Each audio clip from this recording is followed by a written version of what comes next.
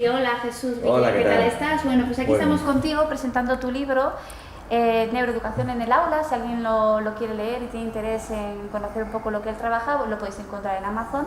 Y la verdad que estamos curiosos de saber por qué es tan importante la neuroeducación y por qué un profesor o una profesora debería de tener en cuenta lo que las neurociencias nos están contando sobre el cerebro y su funcionamiento para dar clase en un aula.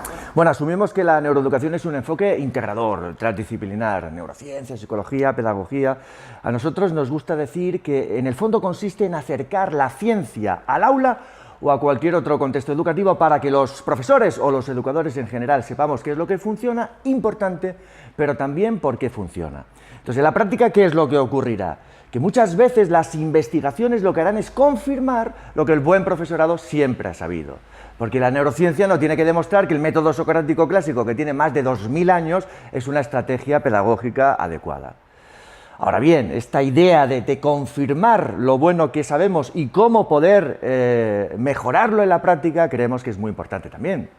Y si un profesor no considera que es importante la educación y no se actualiza en estos temas, y en un colegio tenemos una diferencia entre unas metodologías y otras, ¿eso puede repercutir en el alumnado?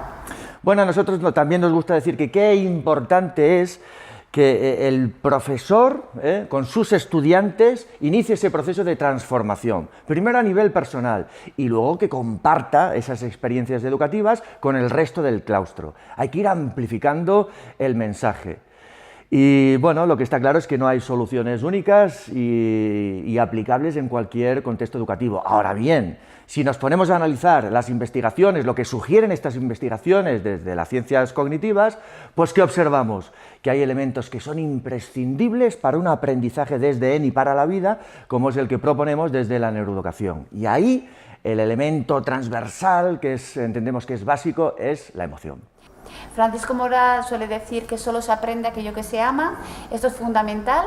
Hay que aprender emocionándose, hay que aprender con emociones positivas. ¿Qué hacemos con las negativas? Totalmente. Todas las emociones, por supuesto, son importantes y necesarias. Ahora bien, las investigaciones, ¿qué es lo que nos demuestran? Que ante contextos emocionales positivos aprendemos mejor. Se activan esas regiones del cerebro que intervienen directamente en el aprendizaje. Por lo tanto, qué importante es generar climas emocionales positivos en los que los estudiantes se sientan seguros, participen, cooperen, en donde las expectativas tanto del alumnado como del profesorado sobre la capacidad de los estudiantes sean positivas, porque eso se ha visto que tiene una incidencia muy, muy potente sobre el aprendizaje. Y eso es lo que queremos.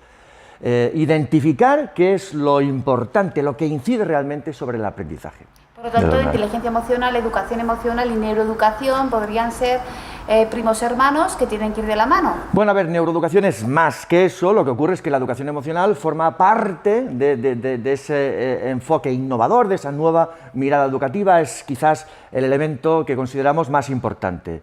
Se ha visto que cuando se aplican buenos programas de educación emocional en el aula o en cualquier otro contexto educativo, eso permite mejorar competencias emocionales que se han identificado que son básicas para la vida, pero no solo eso, sino que también estos programas, al trabajar estas competencias, tienen una incidencia en el rendimiento académico del alumnado. Una clave para terminar, para desmontar los neuromitos, ¿cuál sería?